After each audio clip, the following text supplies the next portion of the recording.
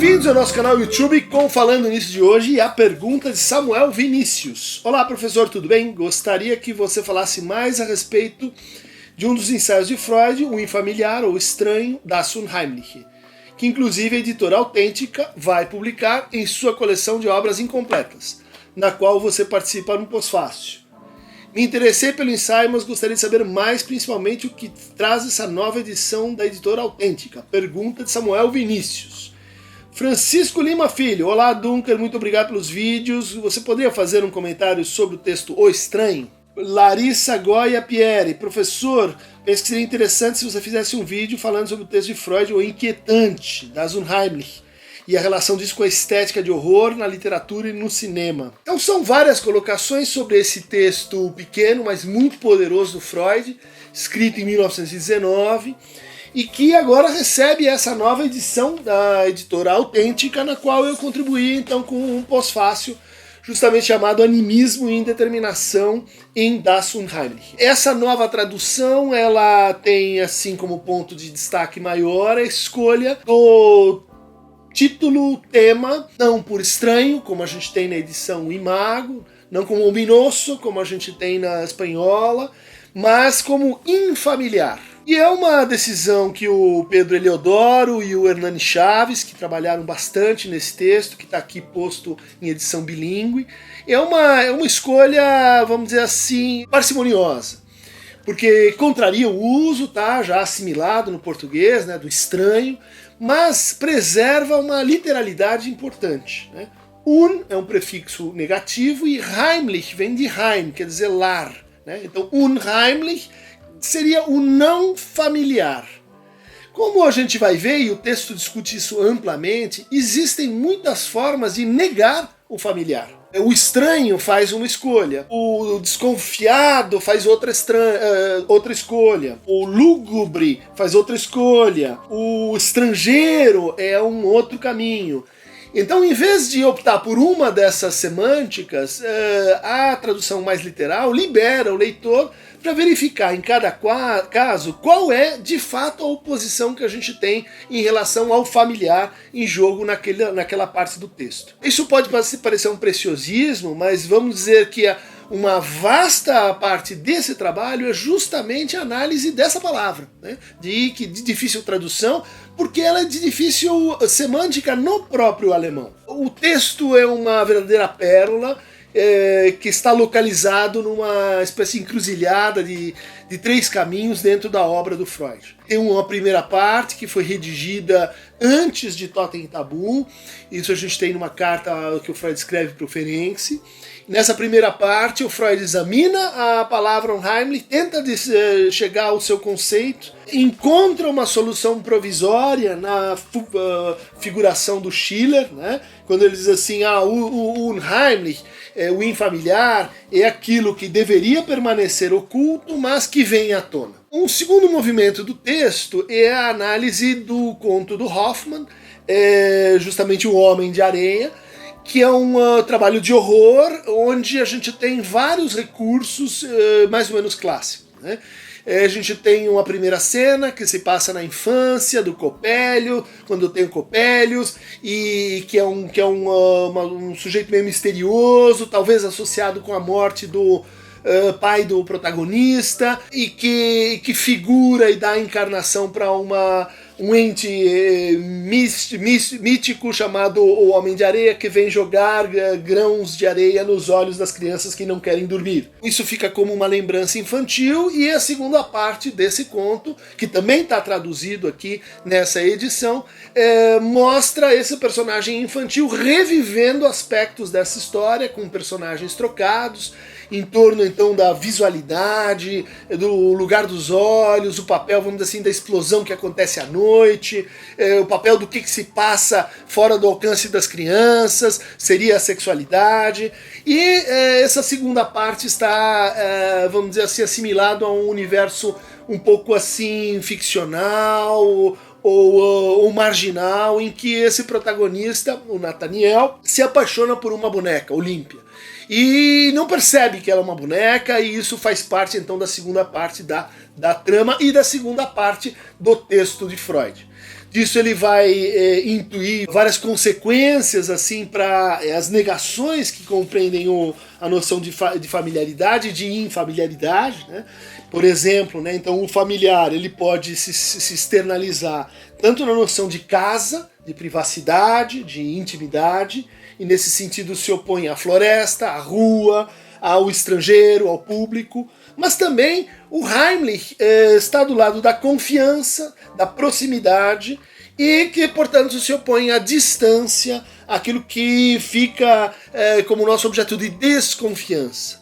Terceira série de oposições coloca o familiar do lado do que permanece oculto, só pertence a alguns, e o estranho, ou Unheimlich, do lado daquilo que aparece revelado surpreendentemente para todos. A quarta oposição se dá então entre o familiar do lado do vivo, do animado, do humano, e o infamiliar do lado do morto, inanimado ou do inumano. Dizendo assim, parece simples, porque a gente tem uma série que pertence ao Heimlich e outra série que pertence ao Unheimlich. Só que quando o Freud vai checando essas oposições, ele percebe que sempre a gente tem um termo que parece derivar de um lado para o outro, e do outro lado para um lado. De tal maneira que as relações entre o familiar e o estranho se instabilizam ou se indeterminam. Elas não compõem uma oposição simples. E isso parece ser um motor conceitual do texto, do trabalho, e que vai levar o Freud a desenvolver a proximidade desse estranhamento com o narcisismo, num primeiro plano, e com a castração, num segundo plano. No começo do texto, ele chega a afirmar assim, essa experiência de estranhamento, de chegar num lugar e sentir que aquele lugar você já esteve nele, de que os objetos se movem, que existem encantamento nas coisas. Essa experiência, ela estaria ligada a um narcisismo não superado. Ela estaria ligada a fantasias que resistem à castração. De tal maneira que, à medida que o sujeito vai deixando para trás a sua neurose, deixando para trás o seu narcisismo, ele vai ficando cada vez mais imune a Unheimlich. Ele deixa de estar assim afetável por essa condição.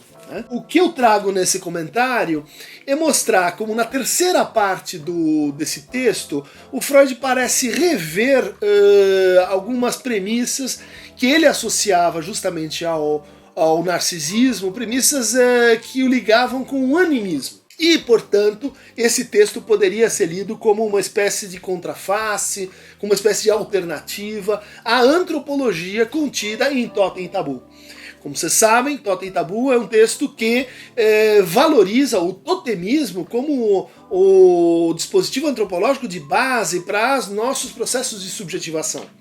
Então, a civilização nasce de um parricídio, esse parricídio envolve o assassinato do pai, o pai é assassinado, ele é engolido, ele é identificado pelos filhos a partir de um canibalismo, que se reatualiza nos banquetes totêmicos e que funda a lei. Uma das consequências do totemismo na psicanálise é colocar justamente a identidade à frente da diferença. Porque, do ponto de vista totemista, a gente sempre sabe quem é.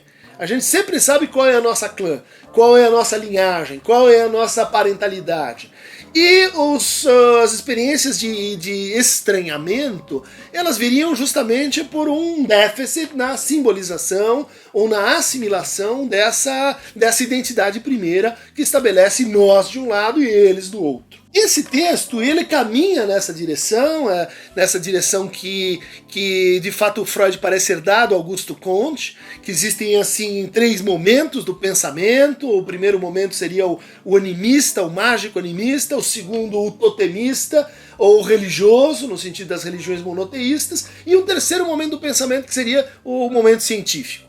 Então a gente poderia associar isso com etapas do desenvolvimento do sujeito. A infância ligada ao animismo, ao narcisismo infantil, a neurose ligada ao totemismo, como o Freud defende no retorno do totemismo na infância, assim que ele interpreta o caso do pequeno Hans à luz de Totem e Tabu, e a psicanálise nesse terceiro momento em que a gente se emanciparia da vinculação religiosa, da infiltração religiosa contida no Totem, e, portanto, nas restrições geradas pelo tabu.